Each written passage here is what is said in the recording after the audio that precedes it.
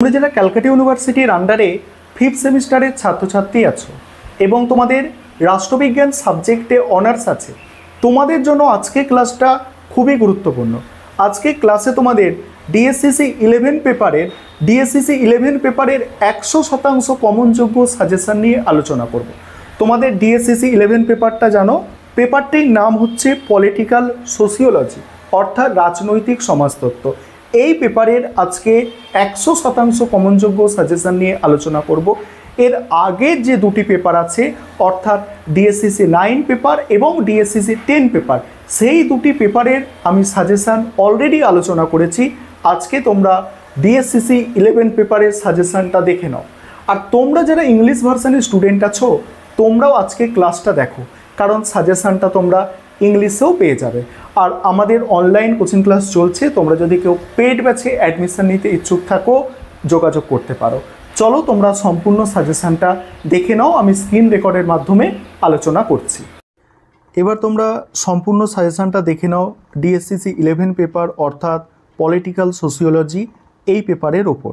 দেখো, প্রথমেই দেখো 20 নম্বর এবং 10 নম্বরের জন্য যে প্রশ্নগুলো তোমাদের তৈরি করতে হবে মডিউল 1 থেকে, এগুলো তোমরা জানো। তোমরা যারা আমার সাজেশন ফলো করছো তোমরা জানো এই সালগুলো কেন লিখেছি।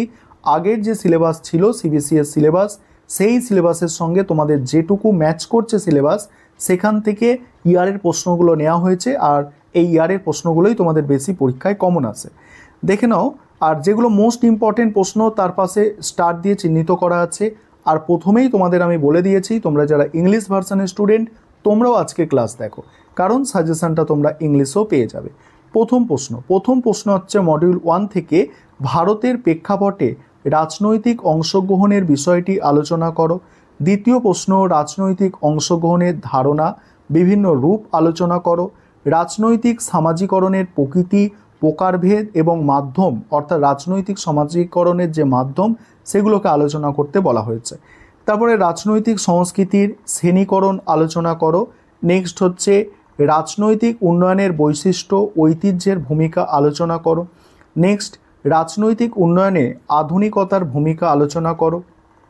পরের প্রশ্ন, রাজনৈতিক বিকাশ ও সামাজিক পরিবর্তনের সম্পর্ক আলোচনা করো। পরের প্রশ্ন, রাজনৈতিক যোগাযোগের ধারণা, কাঠামো ও কার্যাবলী আলোচনা করো। নেক্সট আছে দেখো, রাজনৈতিক যোগাযোগে ভাষা ও গণমাধ্যমের ভূমিকা। এটা গেল তোমাদের মডিউল 1 থেকে 20 এবং 10 নম্বরের জন্য প্রশ্ন। এগুলো তোমাদের করতে হবে এবং দেখছো কিছু প্রশ্ন এখানে মোস্ট ইম্পর্টেন্ট যেগুলো খুবই গুরুত্বপূর্ণ সেগুলো স্টার দিয়ে চিহ্নিত করা আছে। তবে কেবলমাত্র স্টারগুলো পড়লে হবে না, প্রথম থেকেই তোমরা অনার্সের স্টুডেন্ট, তোমাদের একটু বেশি পড়াশোনা করতে হবে। মডিউল 2 আলোচনা করব, তার আগে একটা বিষয় তোমাদের মনে করিয়ে দিই, তোমাদের অনলাইন কোচিং ক্লাস চলছে। তোমরা যদি কেউ পেড ব্যাচে অ্যাডমিশন নিতে ইচ্ছুক থাকো, নিচে যে নম্বর দেখতে পাচ্ছ এই নম্বরে যোগাযোগ করে পেড ব্যাচে অ্যাডমিশন নিতে পারো। আমাদের বহু ছাত্রছাত্রী কিন্তু অলরেডি অ্যাডমিশন নিয়ে নিয়েছে এবং ওরা ক্লাস করছে।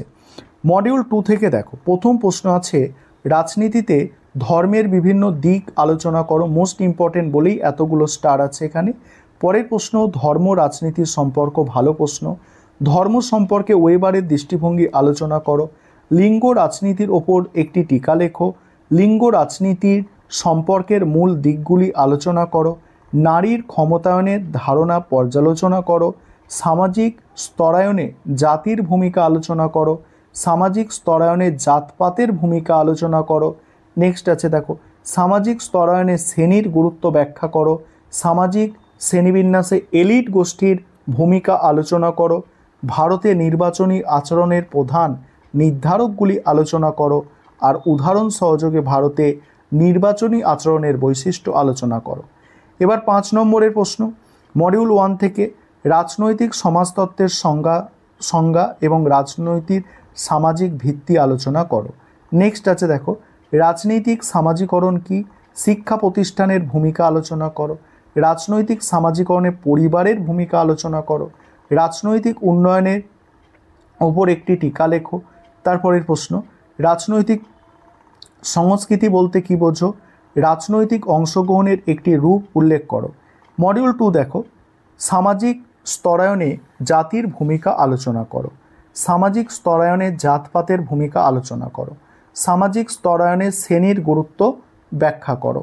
তারপরে সামাজিক শ্রেণীবিন্যাসে এলিট গোষ্ঠীর ভূমিকা আলোচনা করো, লিঙ্গ রাজনীতির সম্পর্কের মূল দিকগুলি আলোচনা করো, ধর্ম সম্পর্কে ওয়েবারের দৃষ্টিভঙ্গি আলোচনা করো, ভারতে নির্বাচনী আচরণের বৈশিষ্ট্য উল্লেখ করো।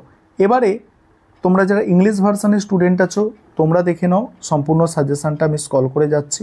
এই প্রশ্নগুলো এখন থেকে তৈরি করতে থাকো। তোমাদের জানুয়ারি মাসের দিকেই পরীক্ষা হবে, অর্থাৎ জানুয়ারি মাসের শেষে বা খুব বেশি দেরি হলে ফেব্রুয়ারির মধ্যেই তোমাদের পরীক্ষা শুরু হয়ে যাবে। খুব বেশি টাইম একটা পাবে না তোমরা, তাই এখন থেকে তোমরা নিজেদেরকে তৈরি করো। সামনে পুজো আসছে, তার আগে সিলেবাস কিছুটা কমপ্লিট করে রাখো।